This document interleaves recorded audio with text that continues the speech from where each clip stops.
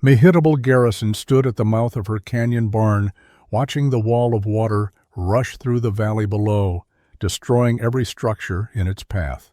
Behind her, 17 neighbors and their livestock huddled in the space carved into stone that they had called foolish just 6 months earlier.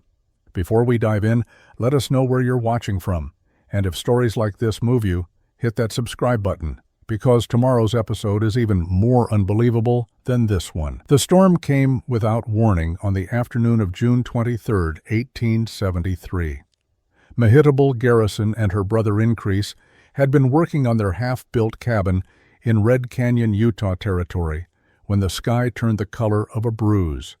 They had claimed the land together 8 months earlier, staking their homestead where a small creek met the main canyon floor. The location seemed ideal: water access, flat ground for building, cottonwood trees for shade, and soil that looked promising. For a kitchen garden, they had followed the same logic that every other settler in the canyon had used when choosing their sites. Build near water, build on flat ground, build where the work was easiest. Increase was 28 years old, 3 years older than Hetty. He had brought her west from Connecticut after their parents died within 6 months of each other in 1872. Neither of them had wanted to stay in Hartford working in the mills. The West promised land, freedom, and the chance to build something that belonged to them. They had pooled their small inheritances, bought supplies and livestock, and traveled overland to Utah territory where homestead land was still available. They were competent, careful, and reasonably prepared for frontier hardships. But they didn't understand flash floods. The rain started as a normal summer thunderstorm. Heavy drops, thunder echoing off canyon walls, lightning illuminating the red sandstone cliffs. Hetty and Increase moved, their tools under the partial roof they had completed, and continued working on interior framing. The creek began rising within 15 minutes. That should have been the warning, but neither of them had experience with desert hydrology. They didn't know that canyons acted as funnels, collecting rainfall from miles of watershed and concentrating it into narrow channels. They didn't understand that a storm they couldn't even see, falling on slick rock mesas 10 miles upstream, could kill them in their canyon homestead. Increase noticed the sound first, a low rumble that didn't match thunder. He stepped out from under the partial roof and looked upstream. Hetty heard him shout her name, not in anger or surprise, but with the flat urgency of someone who understood they were about to die. She came out and saw what he saw: a wall of brown water 6 feet high, carrying trees and boulders, rushing down the canyon toward them. There was no time to gather anything, no time to make decisions. Increase grabbed Hetty's arm and ran toward the canyon wall, pulling her away from the cabin they had spent 3 months building. They almost made it. The flood hit when they were 20 feet from the wall. The water knocked Increase down immediately. Hetty felt his hand torn from her arm. She was swept backward, tumbling in churning mud and debris. Her shoulder hit something solid, a cottonwood trunk wedged between rocks. She grabbed it and pulled herself partially out of the current. The canyon wall was 8 feet away. She could see handholds, a narrow ledge, safety. She reached the wall and climbed, hands finding cracks, boots scraping against sandstone. She pulled herself onto a ledge 15 feet above the canyon floor and looked back for her brother. Increase was gone. The flood receded within 3 hours, leaving the canyon floor scoured clean. Hetty climbed down from her ledge after the water dropped to ankle depth. She found Increase's body a quarter-mile downstream, caught against a rock outcropping. He had drowned quickly. She sat with him until dark, then spent the night on the canyon wall because she had no tools to dig a grave and no shelter to return to. Their cabin had been reduced to scattered lumber and broken dreams. She buried Increase the next day on a hillside above the flood line, using a flat rock she could barely lift as a marker. She carved his name with a nail she found in the debris. The work took all day because she had to rest frequently, her body battered from the flood. When she finished, she sat by the grave and looked down at the canyon floor where their homestead had been. Everything was gone. Lumber, tools, food stores, the cow they had brought from Missouri. The only things that survived were items she had been carrying or wearing when the flood hit. A knife on her belt, the clothes she wore, and her life. Most people would have left. The land had killed her brother. The homestead was destroyed. She could return east, find Ishaoite. Work, start over somewhere less hostile, but Hetty stayed. Part of it was stubbornness. Part of it was having nowhere else to go. But mostly it was something she noticed during the weeks after Increase died. She stayed in the canyon because she had no money to leave, and because the land office required continuous occupation to maintain the claim. She built a crude shelter from salvaged lumber and survived on fish from the creek and supplies she bought on credit from the settlement 8 miles away. During those weeks, she watched the canyon. She had nothing else to do. She observed where water flowed during smaller summer storms. She noticed how debris accumulated in certain areas and avoided others. She studied the canyon walls, seeing how weather and time had carved the sandstone into layers and overhangs. She realized the flood that killed Increase had followed a pattern. The water stayed on the canyon floor. It rose high, but it didn't climb the walls. The natural overhangs and ledges she had used to escape remained untouched. She began walking the canyon systematically, mapping in her mind the places where stone provided protection. She found dozens of natural shelters, caves, and overhangs carved by ancient floods. Some were shallow, barely deep enough to keep rain off. Others extended deep into the canyon walls, rooms carved by water over thousands of years. She found one overhang that was particularly striking. It was 30 feet above the current canyon floor, accessible by a natural ledge that switched back up the wall. The overhang created a space 40 feet deep and 20 feet wide with a solid sandstone ceiling. It faced southeast, protected from prevailing storm directions, but open enough for light and air. Hetty stood in that space and understood something. Her brother had died because they built where building was easy. They should have built where survival was possible. Hetty walked to the settlement in late August, 2 months after Increase died. She needed supplies, and she needed to understand what was possible. The settlement wasn't much, maybe 30 families scattered across the broader canyon valleys where multiple tributaries joined. There was a trading post, a mill, and a community gathering space that served as church and meeting hall.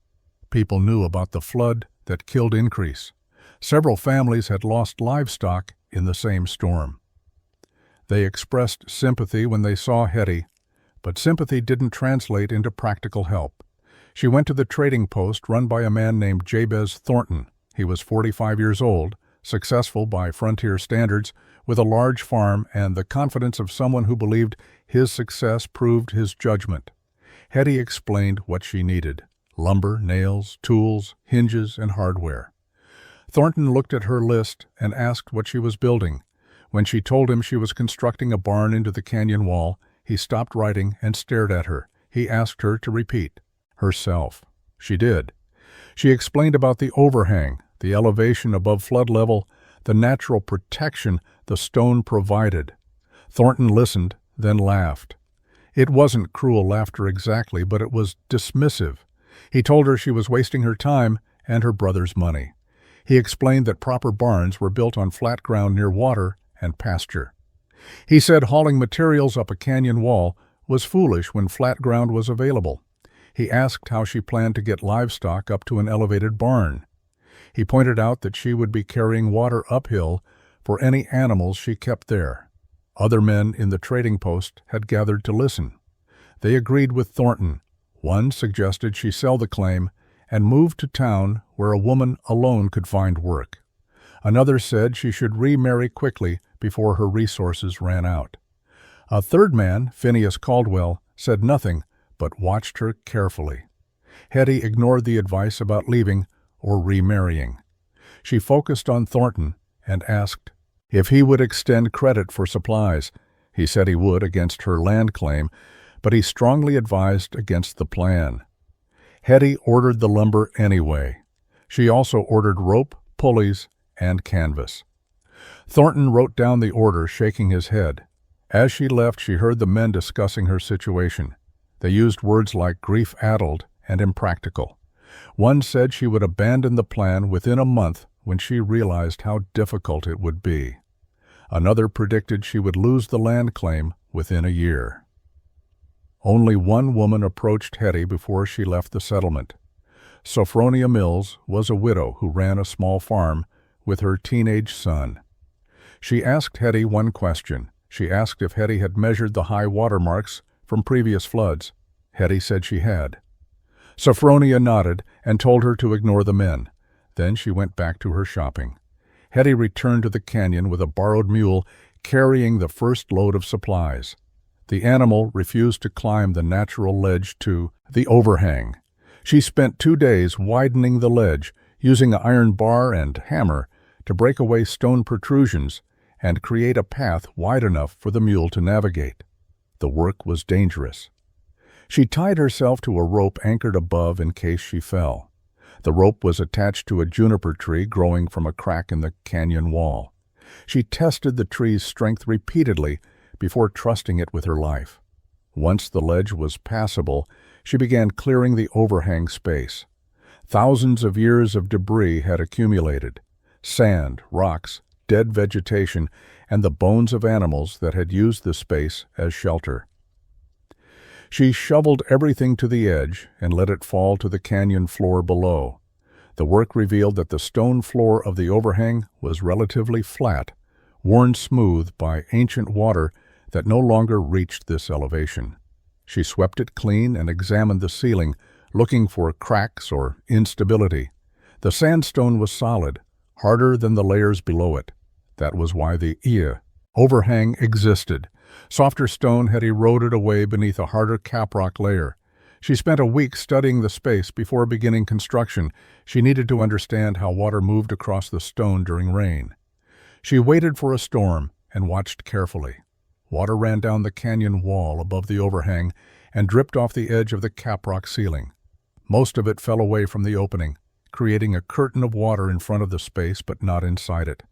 Some water flowed along the back wall where the overhang met the canyon face. She would need to channel that water away from where she planned to build. She used her iron bar to carve shallow channels in the stone floor, directing any water seepage toward the canyon edge. The carving took 3 days. Her hands blistered, then calloused. She worked methodically, testing the drainage with buckets of water she hauled up from the creek. When she was satisfied the floor would stay dry, she began planning the actual structure. She didn't need to build walls on 3 sides. The stone provided those. She only needed to close the front opening with a wall and door that would keep out wind, rain, and cold, while allowing access for livestock and ventilation. She sketched plans on a flat piece of sandstone using charcoal from her fire. She calculated dimensions, material requirements, and structural load. She had learned basic carpentry from her father, who had built furniture in Connecticut. She understood joinery, load distribution, and how wood moved with moisture and temperature changes. What she was planning was unconventional, but it wasn't beyond her skill. It would just take time, effort, and the willingness to work alone while people called her foolish. The lumber arrived at the trading post in mid-September. Thornton sent word that her order was ready. Hetty walked to the settlement with her mule and stared at the stack of planks, beams, and hardware she had purchased. The pile looked impossibly large. Thornton stood beside it with his arms crossed, watching her face. He asked if she had reconsidered her plan. She said she had not.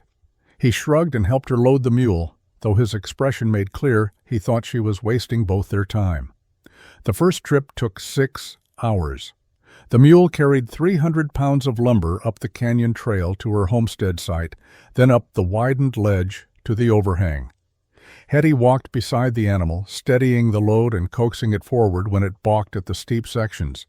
She made 4 trips that first week, hauling lumber, while neighbors who passed on the canyon floor stopped to watch. Some shouted up questions, most just stared. By the end of September, everyone in the area had heard about the woman building a barn in a cave. Jabez Thornton rode out to observe her progress in early October. He didn't climb up to the overhang, just sat on his horse below and called up questions. He asked how she planned to get a cow up the ledge. She told him she would train the animal to follow her up gradually, the same way she had trained the mule. He asked how much water she would have to haul daily. She told him she was carving a collection system for rain runoff that would fill troughs cut into the stone. He asked what would happen when snow blocked the ledge in winter. She said she would keep the path clear, the same way she would clear any path to any barn. He rode away, shaking his head. That evening in the settlement, he told several families that Hetty Garrison was proving herself incapable of practical thinking.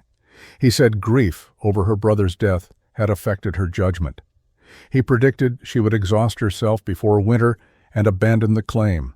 His predictions spread through the community as fact. People began referring to her project as Garrison's Folly.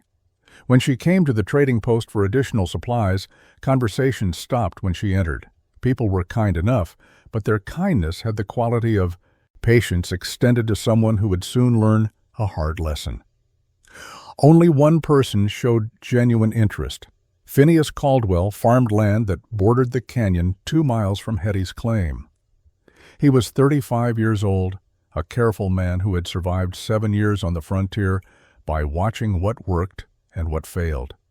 He never mocked Hetty's project, but he never offered help either. He simply watched. Twice that fall, Hetty saw him sitting on the canyon rim above her overhang, observing her work. He never called down greetings or questions. He just watched for an hour, then left. She didn't know what he was thinking, but his attention felt different from the mockery. It felt like assessment. Hetty began construction of the front wall in late October. She had spent 6 weeks hauling materials and preparing the site. Now she needed to build the only structural element her barn required, a wall that would seal the natural cave opening while providing a door for access and space for ventilation. She started with the foundation, though calling it a foundation overstated what was necessary. The stone floor of the overhang was already level and solid. She simply needed to anchor the base of her wall to that stone. She drilled holes into the sandstone floor using a star drill and hammer. The star drill was a specialized tool with a cross-shaped tip that pulverized stone when struck repeatedly and rotated between blows. Each hole took an hour to drill 8 inches deep. She needed 12 holes spaced along the 20-foot width of the opening. The work destroyed her first star drill. The tip mushroomed from repeated hammer strikes until it was useless. She walked back to the settlement and bought another, enduring Thornton's commentary about how much money she was spending on an impractical project. Once the holes were drilled, she set anchor posts. These were thick beams, 8 inches square, cut to fit the height from floor to ceiling. She positioned each beam in front of a drilled hole, then drove an iron pin down through a hole she had augured through the base of the beam and into the stone anchor hole below. The pins were 1/2 inch thick and 10 inches long. She pounded them in with a sledgehammer until they were flush with the beam. The result was posts that could not shift or topple. They were effectively extensions of the stone floor. Between the posts, she built the wall using horizontal planks. She had considered vertical plank construction, but horizontal planking allowed her to tie each plank into multiple posts, distributing load more effectively. She cut each plank to precise length and notched the ends to fit around the posts. She attached them using iron nails driven at angles to prevent withdrawal. Every 4th plank she added a longer piece that extended past the posts and into mortises she had chiseled into the stone walls on either side. These tie-ins connected her wooden wall directly to the canyon stone, making the entire structure a hybrid of wood and rock. The spaces between planks were her biggest concern. Wood moves with moisture and temperature. Gaps would open in winter when the wood contracted. She needed a sealant that would remain flexible while being waterproof and strong. She experimented with mixtures, combining materials, and testing them on scrap wood. She tried pure clay, which cracked when it dried. She tried pine pitch alone, which remained too soft. She finally developed a mixture that worked, combining clay from the creek bank, sand for structure, horsehair from her mule's tail for reinforcement, and pine pitch she rendered by boiling pine sap in a pot over her fire. The mixture had to be applied warm while the pitch was pliable. She worked in small batches, heating the mixture over her fire, then carrying it up the ladder she had built to reach the upper wall sections. She packed the mixture between planks using a wooden spatula, forcing it deep into gaps. As it cooled, it hardened into a seal that was both flexible and waterproof. The horsehair prevented cracking. The pitch provided adhesion. The clay and sand gave it structure. The entire front wall took 3 weeks to build. The door required thought beyond simple construction. Hetty needed something strong enough to withstand wind and weather, large enough to allow livestock entry, and secure enough to protect against predators or theft. She had purchased heavy hinges in the settlement, iron pieces that weighed 5 pounds each. The hinges were designed for barn doors, oversized and robust. She mounted them using the same principle she had used for the wall anchor posts. She chiseled mortises into the stone canyon wall beside the door opening, creating rectangular pockets deep enough to seat the hinge plates. Then she bolted the hinges through the stone, using iron pins driven through holes she had drilled completely through the canyon wall section. The door itself was built from triple-thick planking. She took boards and laminated them together using animal glue she made from hide scraps, clamping them until the glue cured. The result was a door 3 inches thick, too heavy for one person to lift, but rigid enough that it would not warp. She cut the door to fit the opening with minimal gap, then planed the edges until it swung smoothly on its stone-mounted hinges. The door opened outward, so any pressure from livestock inside would press it closed rather than force it open. For the locking mechanism, she created a simple but effective system. She mounted 2 iron brackets to the interior wall, aligned horizontally. Through these brackets, she slid a wooden beam cut from a juniper log. When the beam was pushed fully to the left, it extended through a mortise she had cut into the stone wall, locking the door to the canyon itself. To open the door from outside, she created a small access port, a 6-inch square opening positioned where someone who knew could reach through and slide the beam.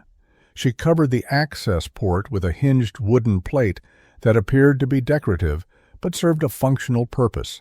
Ventilation was critical. Animals produced moisture through breathing and waste.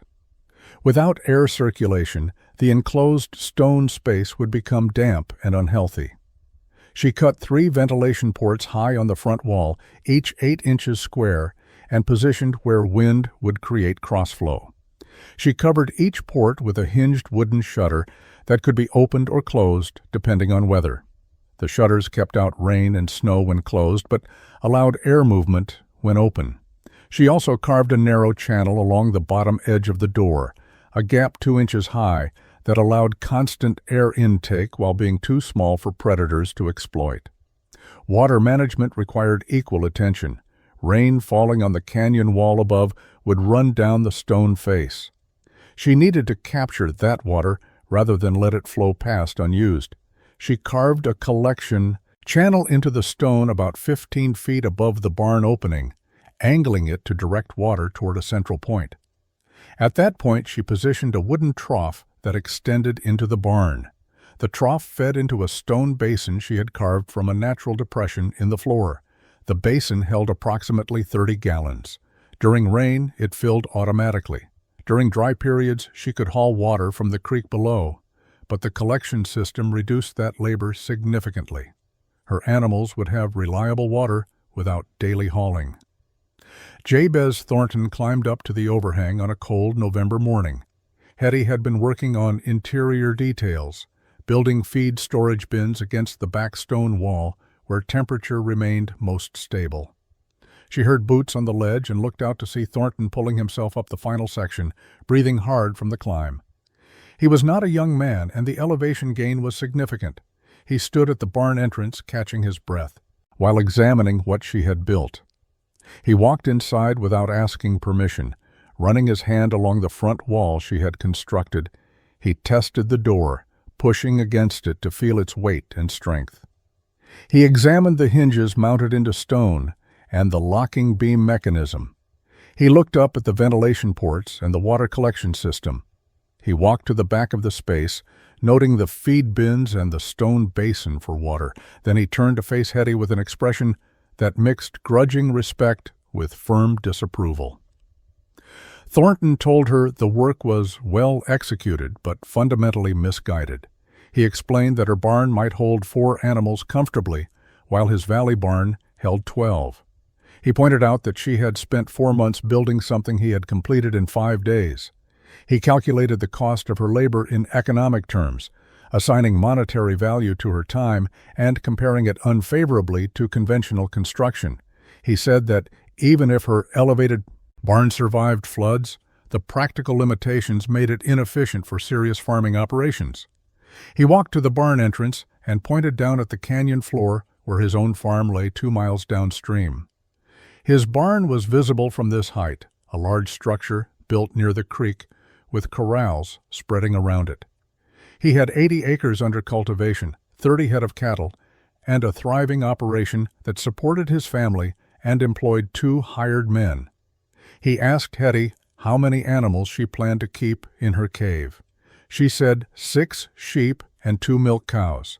He laughed and told her that was subsistence, not prosperity. Other men from the settlement had accompanied Thornton but had not climbed the ledge. They waited below, and Thornton called down to them, describing what he saw. His voice carried in the canyon acoustics. He used phrases like interesting carpentry and questionable judgment. He told the men below that Hetty had built something that worked but made no practical sense. One of the men below shouted up asking if she had really spent 4 months on a barn for 8 animals. Thornton confirmed she had. The laughter that followed echoed off canyon walls. Thornton left after telling Hetty she should consider selling her improved claim to someone who would use the land properly. He said a woman alone could not make a real farm succeed, especially not with unconventional methods that prioritized survival over production. He climbed down carefully, his knees struggling with the descent. Hetty watched him rejoin the men below. They rode away discussing her situation loud enough for her to hear fragments of their conversation. Hetty moved her animals into the canyon barn in late November 1873. She had 6 sheep purchased from a family leaving the territory and 2 milk cows she had trained over several weeks to climb the ledge path. The training had been tedious but successful. She led each animal up the path repeatedly with grain, rewards until they accepted the route as normal. Once they understood the path led to food and shelter, they followed willingly. The sheep adapted to the space immediately. They settled into the back section where she had spread straw bedding over the stone floor. The cows took longer to adjust, nervous about the enclosed stone walls and the unfamiliar echoes of their own sounds. But within 3 days, both animals were eating normally and producing milk. Hetty established a routine: morning milking, then leading the animals down to graze in the canyon bottom where grass grew along the creek. Evening return up the ledge, feeding and securing them in the barn overnight. The barn disappeared into the canyon wall when viewed from below. The weathered wood of the front wall matched the tans and browns of surrounding sandstone. Unless someone knew exactly where to look, the structure was nearly invisible. Hetty had not planned this camouflage, but she recognized its value. Isolated. Homesteads were vulnerable to theft. A barn that could not be easily spotted offered security beyond its structural strength. She completed the final details throughout December. She built a small sleeping platform in one corner of the barn, a raised bed where she could stay during severe weather without returning to her crude cabin on the canyon floor. She installed oil lamps on stone ledges, protected from being knocked over by animals. She carved additional drainage channels to direct animal waste toward the canyon edge, where it would fall away rather than accumulate. She built a work table from salvaged lumber and organized her tools on shelves cut into natural stone niches. By year's end, the barn was fully functional. It had cost her 4 months of labor, most of her inheritance money, and her reputation in the settlement. People called it Garrison's Cave or Garrison's Folly, depending on their mood. Children who heard about it asked their parents if the strange woman really lived in a hole in the canyon wall. The story took on embellishments. Some said she was hiding from the law. Others claimed she was afraid of people. A few suggested grief had made her peculiar. Nobody said she had built something remarkable. Hetty did not concern herself with reputation. She had livestock, shelter, and a functioning homestead. She had survived 6 months alone after her brother's death. She had built something that felt permanent in a way their original cabin never had. When she stood in her barn with stones surrounding her on 3 sides and solid wood closing the 4th, she felt safe for the first time since the flood. The canyon had killed increase, but it had also taught her how to survive. She had learned the lesson and built accordingly. January 1874 brought cold that settled into the canyon and refused to leave. Temperatures dropped below 0 at night and barely rose above freezing during the day. Snow fell intermittently, accumulating on the canyon floor and making travel difficult. Hetty kept the ledge path clear using a shovel she had purchased specifically for that purpose. The work was constant. Every morning she shoveled, creating a narrow but passable route between canyon floor and barn entrance. Inside the barn, temperature remained stable. The massive stone walls absorbed what little warmth the animals and a small heating fire produced, then released that warmth gradually through the night. Hetty had installed a small metal stove, vented through a pipe that extended out the front wall. She burned juniper wood that she collected from dead trees on the canyon rim. The stove required minimal fuel because the stone space retained heat so efficiently. She measured the interior temperature using a mercury thermometer she had brought from Connecticut. Even on the coldest nights when exterior temperature reached 15 below 0, interior temperature never dropped below 40 degrees. Her animals thrived. The sheep grew. Thick winter wool. The cows produced milk consistently, showing none of the stress that cold-affected animals exhibited. Hetty had read about animal husbandry before coming west. She knew that cattle under cold stress lost weight, produced less milk, and became susceptible to illness. Her cows showed no such problems. They ate their feed rations calmly, chewed their cud contentedly, and seemed unbothered by winter conditions. She visited the settlement twice that winter for supplies. Both times she heard complaints from other settlers about livestock problems. Thornton mentioned losing 2 calves to cold stress despite having them in his large valley barn. Another farmer described frozen water problems that required him to break ice multiple times daily. A third settler said his barn flooring had frozen, making it difficult to clean and creating unsanitary conditions. Several people mentioned increased feed consumption as their animals burned calories trying to stay warm. Hetty said little during these conversations. When asked about her own animals, she reported they were healthy. When pressed for details, she mentioned that her barn seemed to maintain adequate temperature. Thornton dismissed this as luck or exaggeration. He suggested her small number of animals simply required less management than serious operations. He repeated his position that her methods might work for subsistence, but proved nothing about practical farming. Sophronia Mills asked more specific questions. She wanted to know actual temperatures, feed consumption rates, and milk production numbers. Hetty provided exact figures. Sophronia wrote them down in a small notebook she carried. She asked about the stone's thermal properties and whether Hetty had noticed any moisture problems. Hetty explained that moisture was minimal because the barn stayed warm enough to prevent condensation, while ventilation ports prevented humidity buildup. Sophronia thanked her for the information and left without commenting on its significance. Sophronia Mills climbed the ledge to Hetty's barn on a February afternoon when temperature hovered just above freezing. She arrived with a basket containing bread, dried meat, and a jar of preserves. Hetty invited her inside, surprised by the visit. Few people made the climb without specific purpose, and Sophronia had traveled 8 miles from her own farm to get here. They sat on the work table bench while Sophronia examined the barn interior with careful attention. Sophronia was 42 years old, a widow who had lost her husband to pneumonia 3 years earlier. She had maintained her farm with her son's help, refusing suggestions that she sell and move to town. She understood the isolation of being a woman operating independently in frontier society. She also understood the value of practical knowledge over social approval. She had watched Hetty's progress throughout the fall and winter with genuine interest rather than mockery. She asked Hetty to explain the thermal mass principle in detail. Hetty walked her through the concept.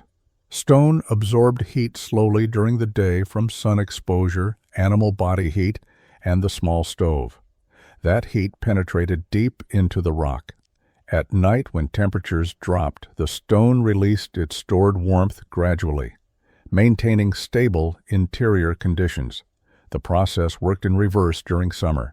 Cool stone absorbed heat from warm air, keeping the space comfortable when outside temperatures soared.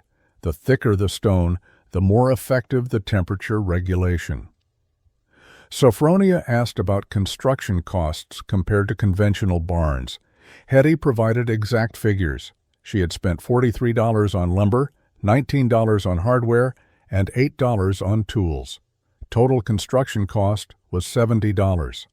Thornton's Valley barn had cost approximately $50 in materials, but required 2 hired men working 5 days, adding labor costs. Hetty's barn required only her labor over 4 months. If she assigned monetary value to her time, her barn was more expensive. But she had no money to hire help, so her labor was essentially free. The comparison depended on whether you counted time or only cash expenditure. Sophronia asked about long-term maintenance requirements. Hetty explained that wood elements would need eventual replacement, but the stone components would last indefinitely. Her front wall might require new chinking in 5 years and new planks in 10 or 15 years. A conventional barn needed complete roof replacement every 7 to 10 years, foundation repairs as settling occurred, and constant chinking maintenance. Over 20 years, her barn would require significantly less maintenance than standard construction. The initial time investment would be repaid through reduced ongoing work. The questions continued for 2 hours. Sophronia wanted to understand feed efficiency, water hauling requirements, predator protection, and flood safety margins. She asked whether the elevated location created problems during storms or high winds. Hetty answered each question with specific examples and measurements. She showed Sophronia the high water marks she had measured on the canyon walls, demonstrating that even the largest floods would not reach the barn's elevation. She explained wind patterns and how the canyon walls created natural protection. She discussed every aspect of her design with someone who was finally asking intelligent questions. When Sophronia prepared to leave, she thanked Hetty for her time and information. She said she was considering building a stone-integrated structure on her own property where a natural rock formation offered similar possibilities. She asked if Hetty would be willing to consult on the design. Hetty agreed immediately. It was the first time anyone had treated her methods as valuable knowledge rather than eccentric foolishness. March brought the spring thaw and confirmed Hetty's design principles in ways that convinced some settlers and hardened others in their skepticism. Snowmelt from the high country combined with early spring rains to create flooding conditions throughout the canyon system. The floods were not catastrophic like the one that killed Increase, but they were substantial enough to cause problems for anyone who had built on the canyon floor. Thornton's barn flooded on March 18th. Water rose to 18 inches inside the structure, soaking stored hay and creating mud that required days of cleanup. His livestock had to be moved to higher ground temporarily, disrupting routines and causing stress. Other valley barns experienced similar problems. Water-soaked floors, ruined feed supplies, and left behind mud and debris when it receded. Several farmers lost significant quantities of stored grain and hay, representing both money and the food security their animals needed until spring grass grew sufficiently. Hetty's barn remained completely dry. She stood at the entrance watching brown water flow through the canyon 30 feet below. Her animals stayed calm, unaffected by the flood they could hear but not see. Her feed supplies remained dry. Her routines continued unchanged. She did not mention this to anyone, but others noticed. Phineas Caldwell rode up the canyon during the flooding and sat on the rim above her barn, watching how the elevated position provided absolute protection from the water below. When the floods receded, settlers gathered at the trading post to discuss losses and repairs. Thornton calculated he had lost $60 in damaged hay and grain, plus another $20 in labor for cleanup and repairs. Other farmers reported similar losses. Someone mentioned that Garrison's barn had stayed dry, located above the water. Thornton acknowledged this was true, but insisted it proved nothing about the method's overall value. He argued that the time and effort Hetty had invested in construction exceeded the value of avoiding occasional flood damage. Another settler disagreed. He pointed out that flood damage was not occasional, but regular. Spring flooding happened most years. Summer flash floods were common. Building on canyon floors meant accepting regular damage and cleanup as normal costs of operation. If Hetty's elevated position eliminated those costs entirely, the initial construction time became an investment that paid returns every year.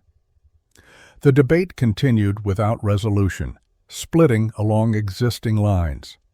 Those who had mocked Hetty's approach found reasons to continue mocking. Those who had questioned found reasons to reconsider.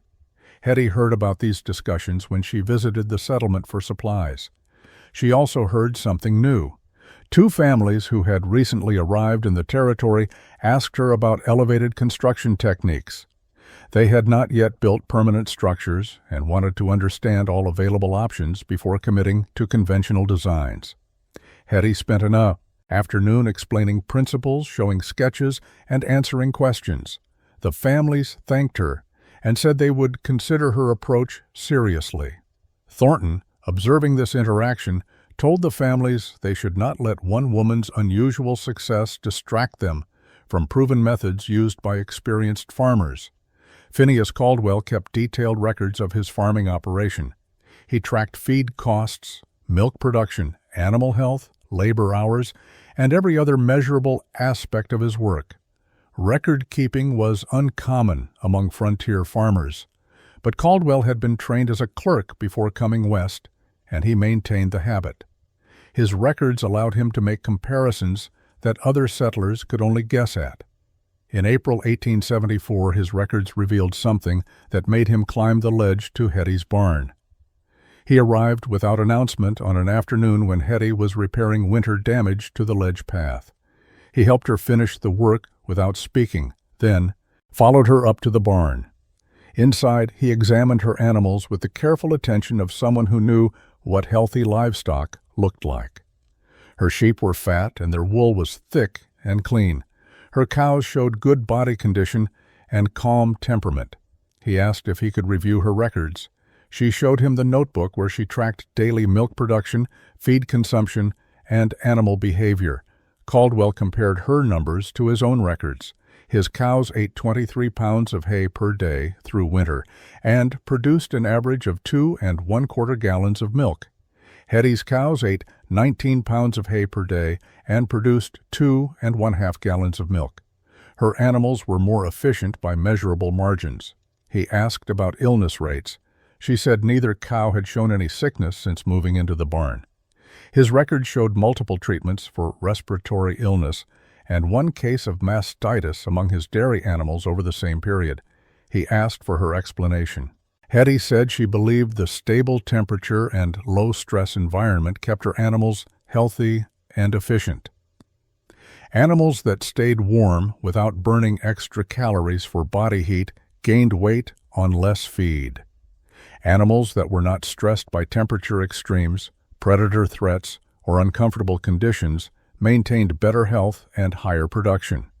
Her barn provided stability that conventional barns could not match because conventional barns were essentially wooden boxes that provided shelter from precipitation, but not from temperature extremes or environmental stress. Caldwell nodded slowly. He told her his hay costs were his largest expense. If her method reduced hay consumption by 4 pounds per animal per day, that savings over a 6-month winter with 10 dairy cows would equal approximately 7,000 pounds of hay. At $2 per 100 pounds, that represented $140 in reduced feed costs. Her barn had cost $70 in materials. Even adding labor costs, the improved efficiency would repay construction investment in 1 or 2 winters. He asked if she would help him design a similar structure. He owned land where a rock outcropping created possibilities for stone-integrated construction. He wanted to build a test structure for 4 animals and measure results before committing to larger changes. Hetty agreed. She walked his property with him the following week, examining the rock formation and discussing design possibilities. They developed plans that adapted her principles to his specific site. Caldwell ordered materials immediately. By June 1874, the settlement had split into 2 distinct camps regarding Hetty's construction methods. The division was not hostile, but it was definite. One group, led by Jabez Thornton, maintained that conventional farming wisdom existed for good reasons and that deviation from established practice was foolish, regardless of short-term results.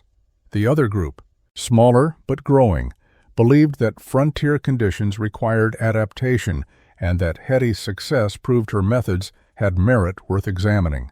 Thornton argued his position at every opportunity. He pointed out that his farm produced more total output than Hetty's small operation. He emphasized that efficiency per animal meant nothing if you could only house 8 animals while he housed 30.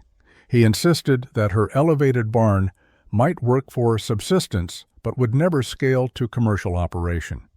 He questioned whether her results would hold over multiple years or represented temporary luck. He reminded people that he had been farming successfully for 12 years, while Hetty had barely survived 1 year alone. His arguments convinced many settlers.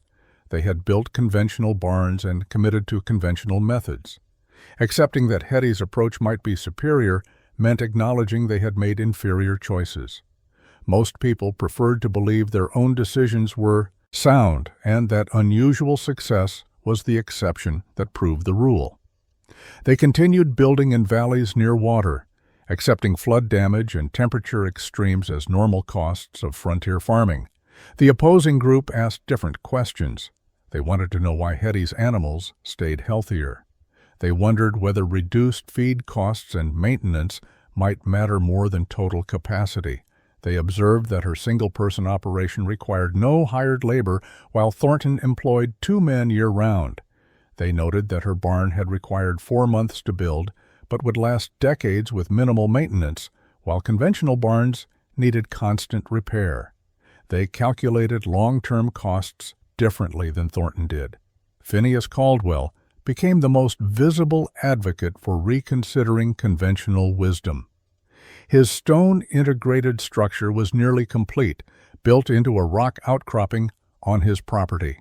He invited other settlers to examine it and explained his reasoning. He showed them his records comparing feed efficiency and animal health.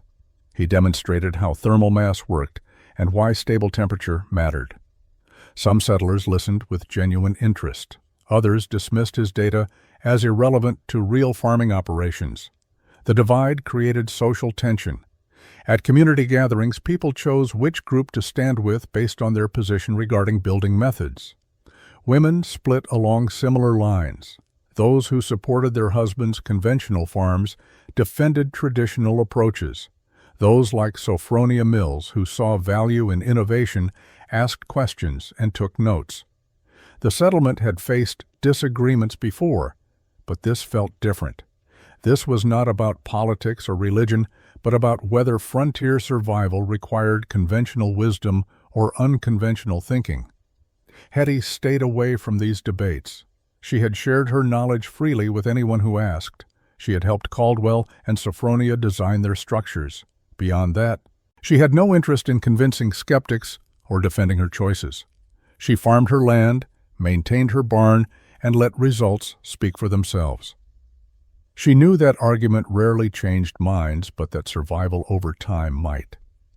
July brought weather unlike anything the oldest settlers remembered. Rain fell steadily for 3 days, stopped for 2 days, then resumed. The pattern repeated throughout the month. Canyon streams ran high continuously.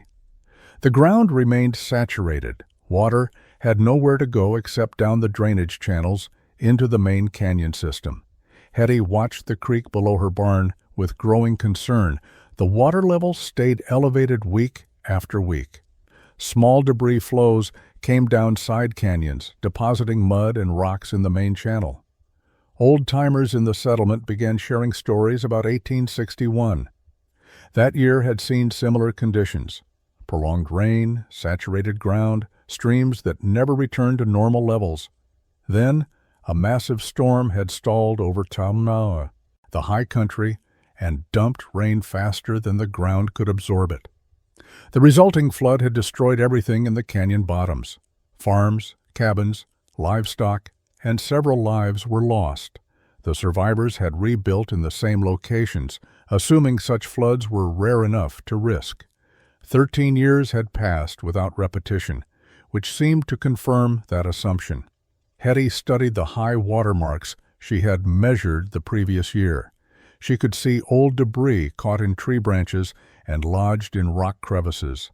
The flood that killed Increase had reached 15 feet above the normal creek level, but higher marks existed from older floods, 25 feet above normal, 30 feet. Some marks suggested water had reached 40 feet above the canyon floor. Her barn sat 30 feet up. That elevation had felt safe when she chose the location, but the old marks made her reconsider. She mentioned her observations at a community gathering in late July. The meeting was held at the church to discuss harvest preparations and winter planning. During open discussion, Hetty stood and said that weather patterns resembled those described from 1861. She suggested people should prepare for possible major flooding. She pointed out that sustained rain had saturated the ground and that additional storms could create dangerous conditions. She recommended moving valuable supplies to higher ground and having evacuation plans ready. Thornton responded immediately. He said that fear-mongering helped nobody. He acknowledged that conditions were wet, but pointed out that wet summers occurred periodically without catastrophic results. He said that moving supplies and disrupting operations based on speculation was poor management. He reminded everyone that farming required accepting weather risks and that successful farmers did not panic over every unusual season. Several people nodded agreement. A few looked uncertain. Most seemed relieved that Thornton had provided reasons to dismiss the warning. Sophronia Mills asked Hetty what specific signs concerned her most. Hetty described the debris flows in side canyons, the continuously high water levels, and the saturation visible in soil conditions. She said these factors meant the watershed had no capacity to absorb additional rainfall. Any significant storm would produce immediate runoff. Sophronia thanked her and said she would move her most valuable possessions to her upper pasture as a precaution. Caldwell said he would do the same. The meeting ended with most settlers planning to continue normal operations, while a few took quiet preparatory steps based on Hetty's concerns. The storm arrived on August 9, 1874. It began as normal afternoon thunderstorms, common during late summer. But the storms did not move. They stalled over the high plateau country that fed the canyon watershed. Rain fell with extraordinary intensity for 4 straight hours.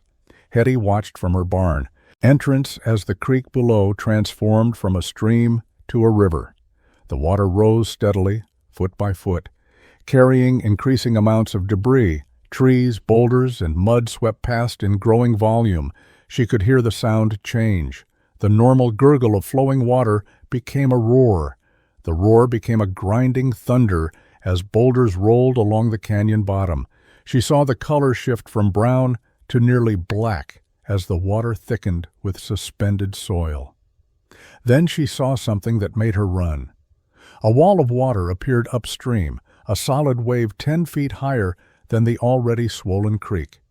It was not flowing water, but a surging wall pushing everything before it.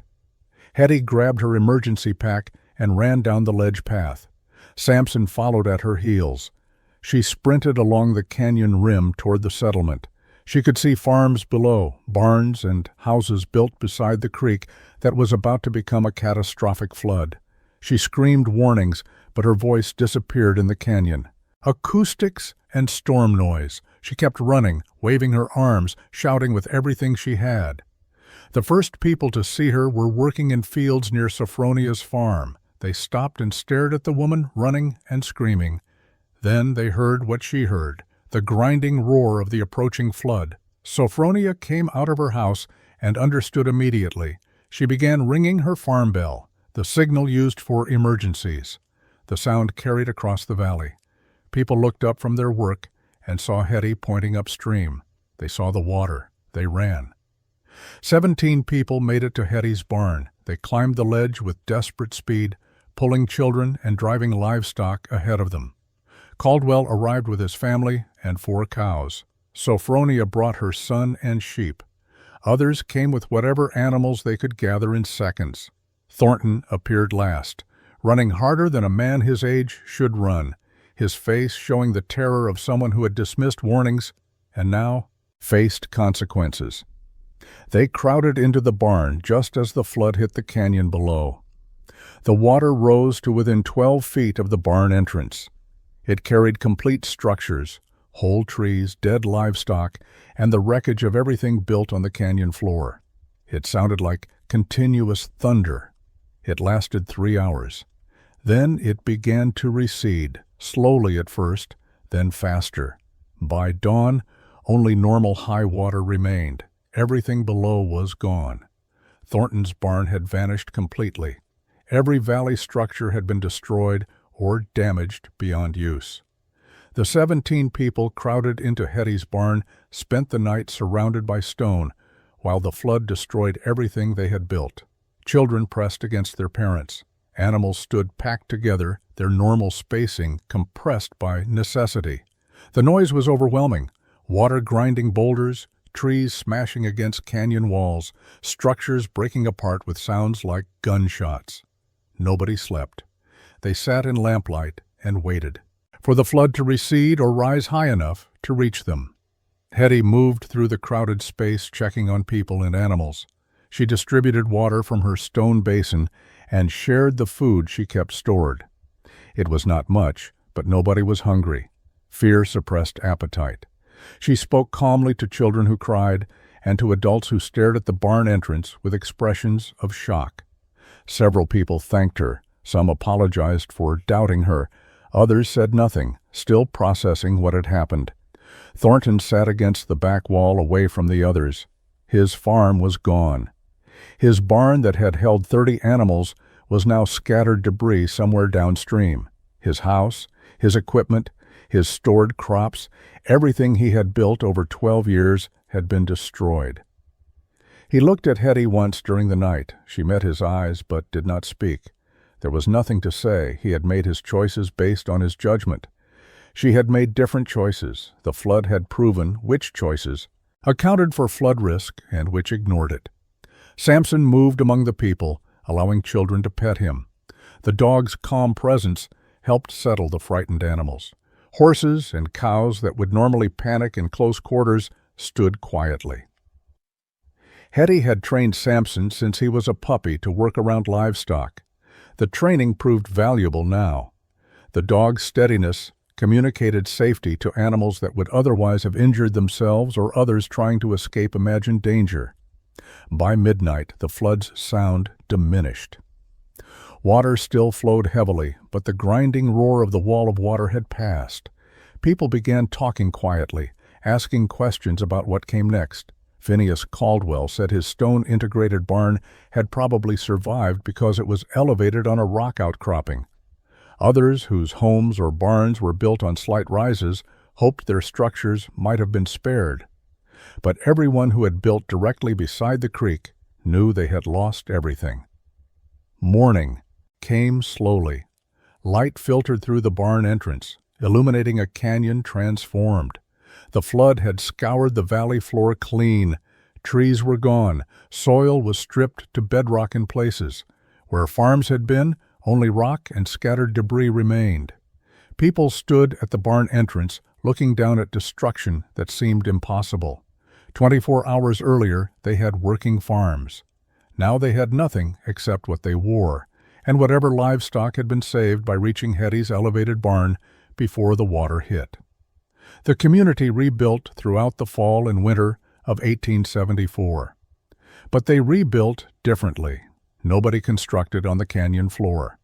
Families identified elevated positions, rock outcroppings, and natural protection before laying foundations. They asked Hetty and Caldwell for advice on thermal mass principles, drainage design, and structural integration with stone.